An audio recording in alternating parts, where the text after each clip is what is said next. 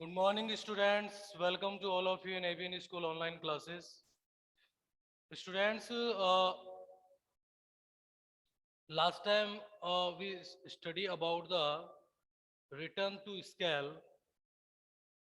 Now we study our next topic is cost. Cost means किसी भी particular products को अपन क्या कर रहे हैं, रेडी करते हैं। तो उस प्रोडक्ट्स को रेडी करने में जितने भी अपने ओवरऑल एक्सपेंसेस हुए हैं, ठीक है, या उस प्रोडक्ट्स को रेडी करने में जितने भी ओवरऑल फैक्टर्स या रिसोर्सेज को जो अपन पेमेंट करते हैं, वही क्या होती है, उस प्रोडक्ट की कॉस्ट होगी। सो प्रोडक्ट की कॉस्ट का मीन्स क्या है? Cost is the sum total of payment made to all the factors of production. Cost is the sum total of payments, total of payments, ठीक है। पेमेंट्स का क्या है? Total made to all the factors, जितने भी overall factors है, जितने भी ओवरऑल रिसोर्सेज है ऑफ प्रोडक्शन, जिनका किस में यूज हो रहा है? प्रोडक्शन में यूज हो रहा है, ठीक है। जितने भी अपने ओवरऑल फैक्टर्स एंड रिसोर्सेज है जिनके थ्रू अपन क्या कर रहे हैं, प्रोडक्शन कर रहे हैं, तो उनको जो अपन पेमेंट करते हैं वही क्या होती है? अपनी कॉस्ट होती है। मतलब किसी भी पर्टिकुलर प्रोडक्शन के अंदर जितने भी अपने ओवरऑल फैक्टर्स का यूज हो रहा है, ठीक है, जितने भी ओवरऑल रिसोर्सेज का अपन यूज कर रहे हैं, ठीक है, उन रिसोर्सेज को अपन क्या पेमेंट कर रहे हैं, ठीक है, उन पेमेंट्स का जो टोटल होगा, sum total is call cost. उसको अपन क्या बोलेंगे? कॉस्ट बोलेंगे। मतलब ये हुआ कि अगर अपन कोई भी पर्टिकुलर प्रोडक्ट को क्या कर रहे हैं, प्रिपेयर कर रहे हैं, तो उस पे अपना जितने भी अपने रिसोर्सेज का यूज हुआ है या जितने भी अपने फैक्टर्स को यूज किया है, इक्विपमेंट्स को यूज किया है, तो उनका जो अपन पेमेंट करते हैं या उन पे अपना जो एक्सपेंसेस होता है, उसका जो टोटल होगा वो उस प्रोडक्ट की क्या क्या होगी? कॉस्ट होगी, ठीक है। सो कॉस्ट का मीन्स क्या हुआ? Cost is the sum total of payment made to all the factors of production, ठीक है। तो ये क्या होता है? अपना कॉस्ट का मीनिंग होता है कि cost is the sum total of payment made to all the factors of production, ठीक है। जितने भी ओवरऑल फैक्टर्स हैं जो प्रोडक्शन में क्या हो रहे हैं, यूज हो रहे हैं, उन फैक्टर्स को जो अपन पेमेंट करते हैं वही क्या होती है? उस प्रोडक्ट की कॉस्ट होती है, ठीक है। या किसी भी पर्टिकुलर प्रोडक्ट को अपन जब प्रिपेयर कर रहे हैं, तो उसमें जो ओवरऑल एक्सपेंसेस होते हैं वही उस प्रोडक्ट की क्या होती है? कॉस्ट होती है, ठीक है। कॉस्ट के बाद में अब अपना जो नेक्स्ट जो इसका टॉपिक आता है वो आता है कॉस्ट कॉन्सेप्ट। इसमें 4 टाइप के कॉस्ट कॉन्सेप्ट दे रखे अपने को। उसमें जो फर्स्ट जो कॉस्ट कॉन्सेप्ट है वो अपना दे रखा है accounting and economic cost. Accounting and economic cost. Accounting and economic cost, देखो अकाउंटिंग एंड इकोनॉमिक कॉस्ट में फर्स्टली अपन अकाउंटिंग कॉस्ट का मीनिंग देखते हैं कि what is the meaning of accounting cost. देखो अकाउंटिंग कॉस्ट का मीन्स क्या होता है कि जितने भी अपने ओवरऑल फैक्टर्स है, ठीक है, किसी भी पर्टिकुलर प्रोडक्ट को अगर अपन रेडी कर रहे हैं, ठीक है, तो उस प्रोडक्शन में जितने भी अपने ओवरऑल फैक्टर्स होते हैं, ठीक है, उन फैक्टर्स में जितना भी अपना एक्सपेंसेस हुआ है, ठीक है, टोटल जो अपना एक्सपेंसेस हुआ है, ठीक है, उनमें ऑनर का जो भी बेनिफिट है या ऑनर के का जो भी सैलरीज होती है, ठीक है, या ऑनर का जो भी प्रॉफिट है, ठीक है, या इंटरप्रूनर का जो भी प्रॉफिट है, उसको अपन क्या करेंगे? इसमें नेग्लेक्ट करेंगे, ठीक है। और जो अदर फैक्टर्स होंगे उनकी जो कॉस्ट होगी उसको अपन क्या बोलेंगे? Accounting cost. मीन्स कि अकाउंटिंग कॉस्ट में क्या होते हैं? ओवरऑल फैक्टर्स इंक्लूड होंगे, बट जो ऑनर है या जो एंटरप्रूनर है, ठीक है, उसकी जो भी उसके ऊपर जो भी एक्सपेंसेस हुए हैं, ठीक है, उसकी जो भी है वो अपन उसमें क्या नहीं करेंगे? इंक्लूड नहीं करेंगे, ठीक है। तो वो क्या होती है? अपनी अकाउंटिंग कॉस्ट होती है। क्यों? क्योंकि क्या होता है, कोई भी पर्टिकुलर जब प्रोडक्शन अपन कर रहे हैं, तो उसमें क्या होता है, बहुत सारे फैक्टर्स, बहुत सारे रिसोर्सेज का यूज होता है, और जो ऑनर होता है उसके भी एफर्ट्स लगते हैं, ठीक है। तो उसके अंदर जो ऑनर्स के ऊपर, ऑनर्स का जो भी एफर्ट्स है उसको तो अपन क्या करेंगे, नेग्लेक्ट, और जो अदर फैक्टर्स है उनको अपन क्या करेंगे, इसमें इंक्लूड करेंगे। तो इसका अगर अपन मीनिंग देखें तो अकाउंटिंग कॉस्ट का मीन्स होता है, वो होता है the remuneration paid by the adventurer, the remuneration paid, the remuneration paid by the adventurer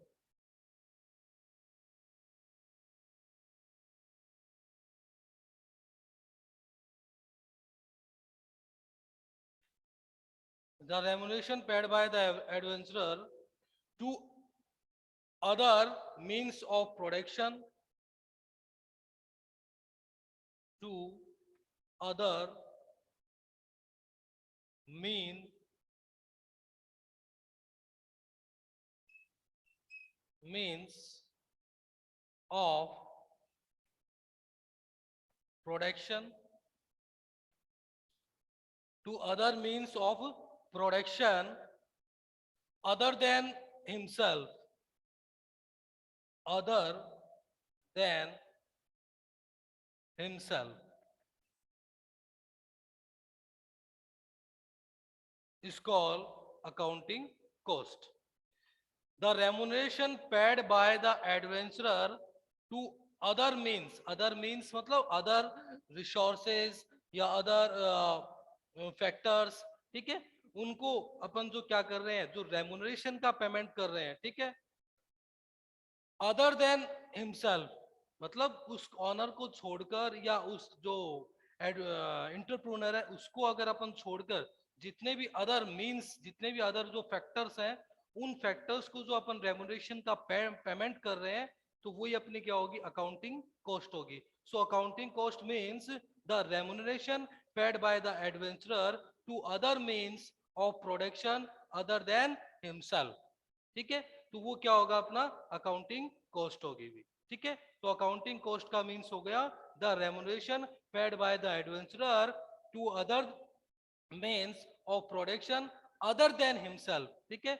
other than himself मतलब ऑनर जो इंटरप्रूनर है उसको छोड़कर जितने भी अपने अदर जो फैक्टर्स है या रिसोर्सेज है या मीन्स है, उनको अपन जो रेमुनरेशन का पेमेंट कर रहे हैं या जो भी अपन पर्टिकुलर सैलरी दे रहे हैं, वो अपना क्या होता है, उसकी वो मानी जाती है अकाउंटिंग कॉस्ट। वो क्या होगी, अपनी अकाउंटिंग कॉस्ट, ठीक है।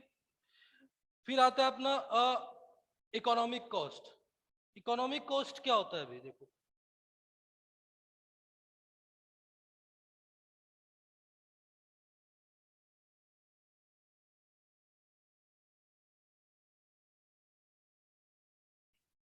Economic cost,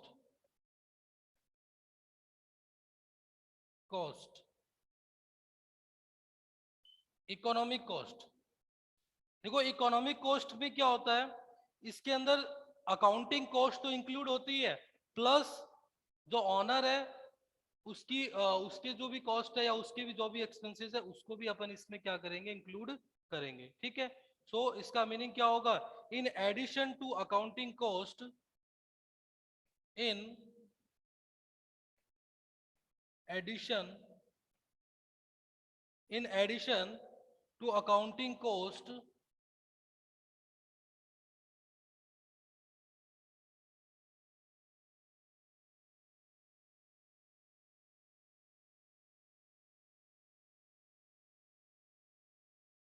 accounting cost, in addition to accounting cost, economic cost would also,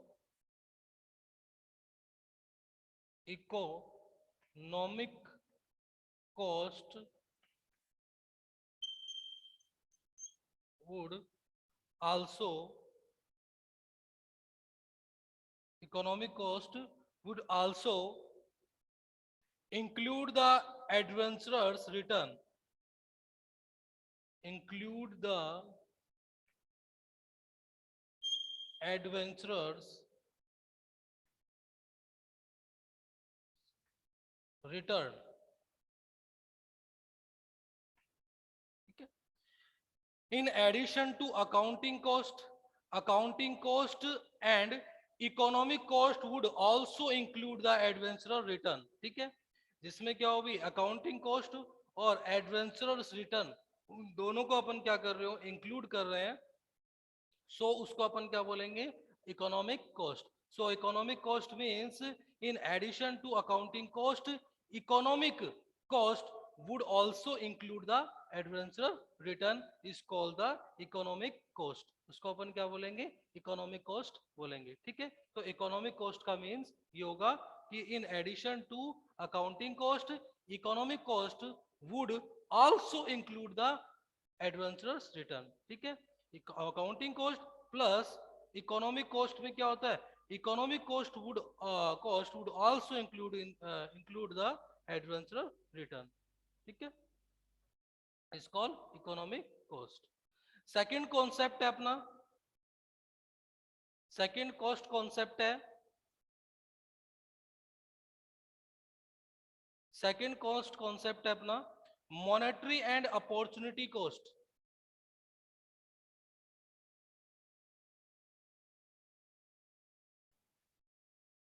monetary and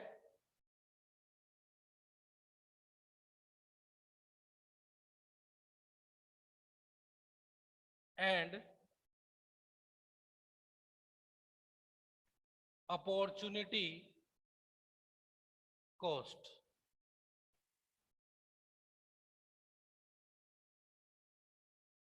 monetary and opportunities cost. Firstly upon monetary cost को देखेंगे।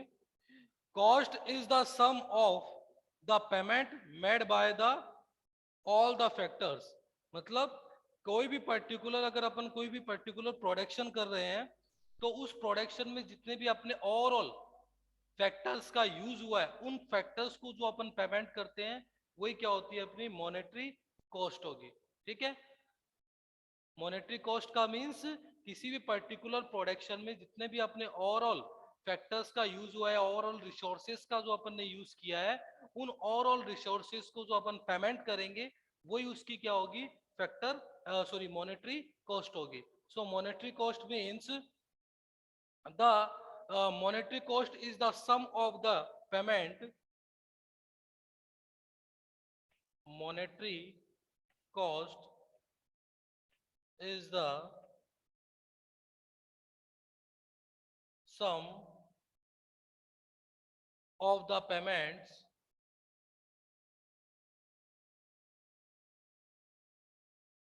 of the payments made to all the factors of production, all the factors of production. Monetary cost is the sum of the payments made to all the factors of production, ठीक है। कोई भी particular production कर रहे हैं, उस production में जितने भी अपने ओवरऑल फैक्टर्स हैं, उन ओवरऑल फैक्टर्स को जो अपन पेमेंट करेंगे, ठीक है, उन पेमेंट्स का जो टोटल होगा वही टोटल क्या होगा, उसकी मॉनेटरी कॉस्ट होगी, ठीक है। So monetary cost is the sum of the payments made to all the factors of production, ठीक है। आप कोई भी पर्टिकुलर प्रोडक्शन कर रहे हो तो उस प्रोडक्शन में जितने भी अपने ओवरऑल फैक्टर्स का यूज हुआ है, उन फैक्टर्स को जो अपन पेमेंट करते हैं, उन पेमेंट का टोटली क्या होगा, मॉनेटरी कॉस्ट होगी, ठीक है। तो monetary cost means monetary cost is the sum total of payments made to all the factors of production, ठीक है। वो क्या होगा, अपना मॉनेटरी कॉस्ट होगी, ठीक है। उसके बाद में नेक्स्ट अपनी आती है अपॉर्चुनिटी कॉस्ट। अपॉर्चुनिटी कॉस्ट,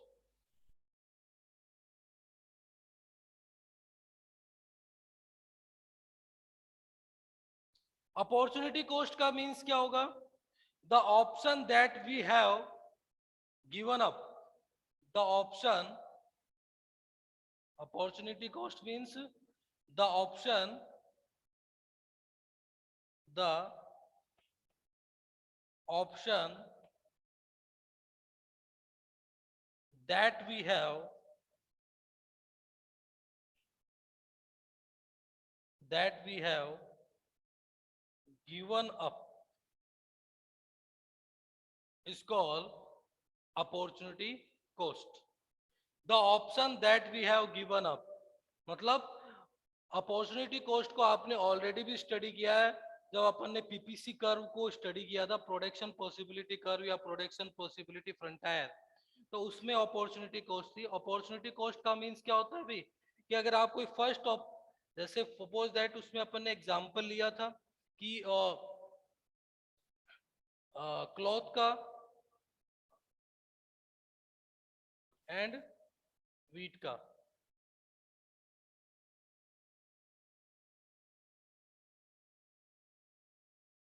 ठीक है। अब अगर अपने को क्या करना था भाई, इसके अंदर वीट का अगर अपन प्रोडक्शन क्या कर रहे हैं, अगर अपने को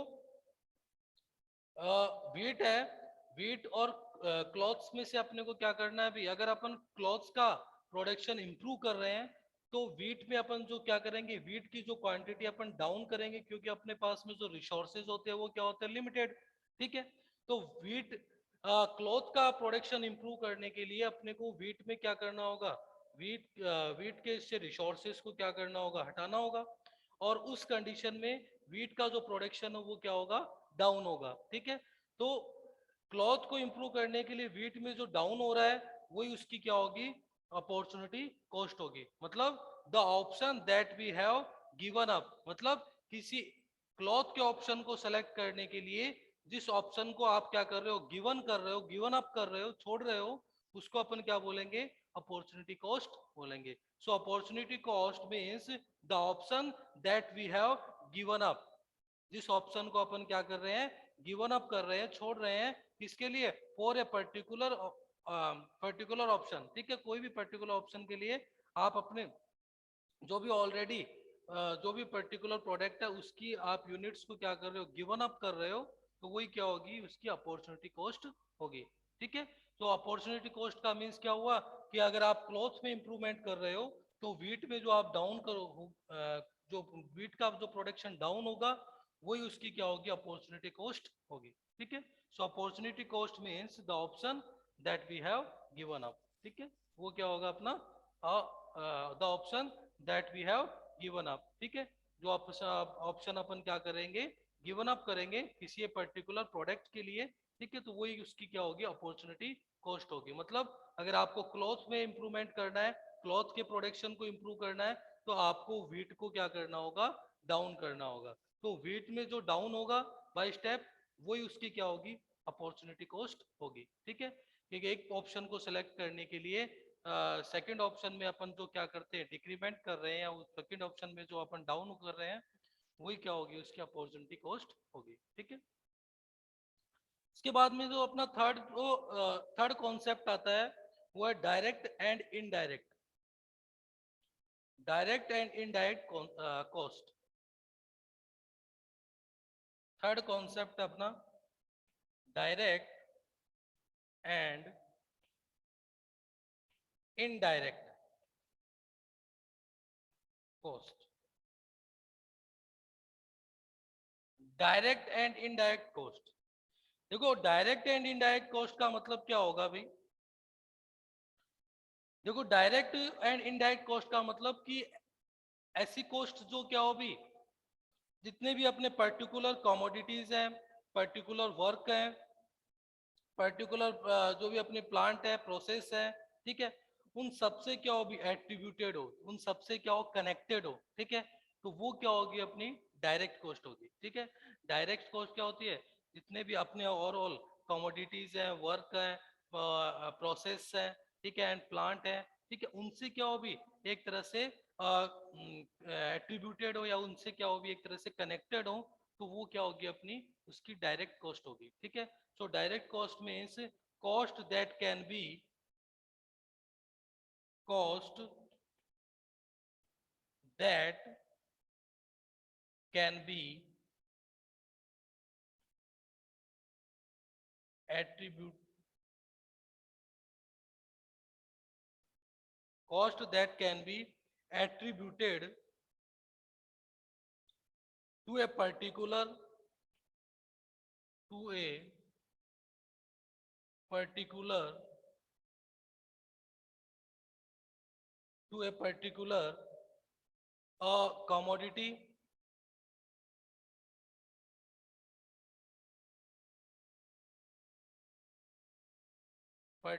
commodity work process plant and particular location or particular location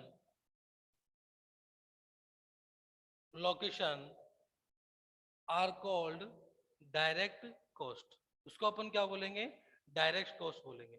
मतलब cost that can be attributed to a cost that can be attributed to a particular commodity, work, process, plant or particular location is called direct cost. ठीक है? मतलब cost जो क्या होगी, किसी भी particular commodity से, particular work, process, plant and particular location से क्या हो, एट्रीब्यूटेड हो, कनेक्टेड हो, तो उसको अपन क्या बोलेंगे? डायरेक्ट कॉस्ट बोलेंगे. So direct cost means the cost that can B attributed to a particular commodity, work, process, plant or a particular location is called direct cost. उसको अपन क्या बोलेंगे? डायरेक्ट कॉस्ट बोलेंगे. ठीक है? सो डायरेक्ट कॉस्ट का means ये हो गया the cost that can be attributed a particular commodity, work, plant, process and particular location is called a direct cost. ठीक है? वो क्या होगी? अपनी डायरेक्ट कॉस्ट होगी. ठीक है? मतलब ऐसी कॉस्ट जो क्या होगी? Attributed to a particular commodity, किसी पर्टिकुलर कमोडिटी से, वर्क से, प्रोसेस से and plant and particular location से क्या हो, कनेक्टेड हो या एट्रीब्यूटेड हो, उसको अपन क्या बोलेंगे? Direct cost. एंड इनडायरेक्ट क्या होगी? The cost that can not be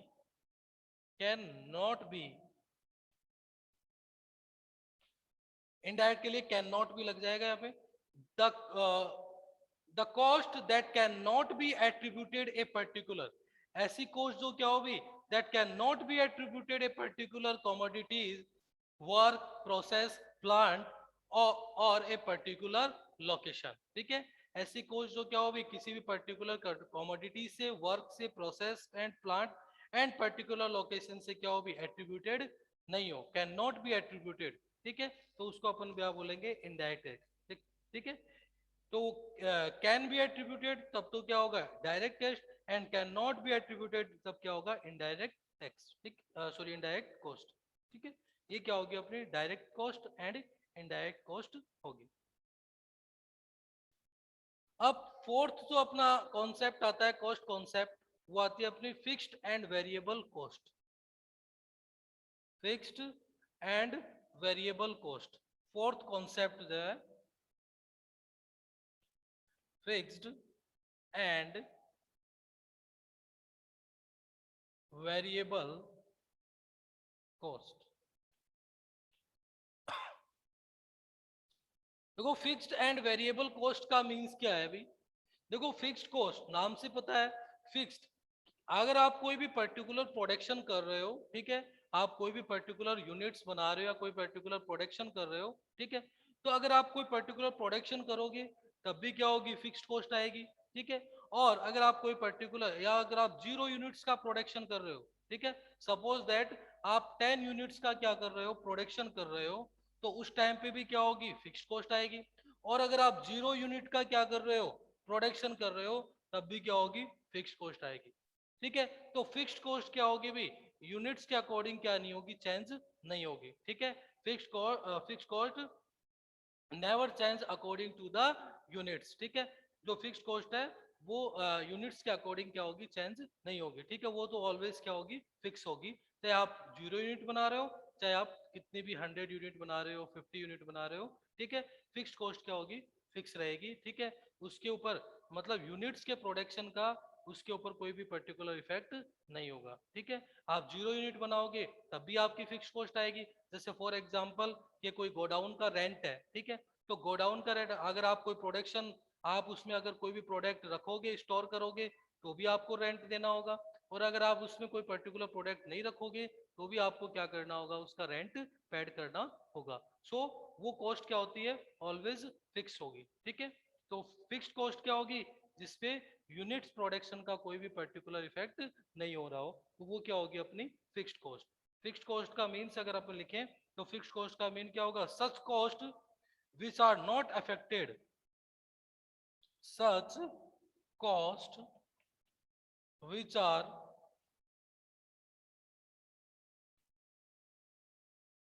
are not affected by the quantity of production, by the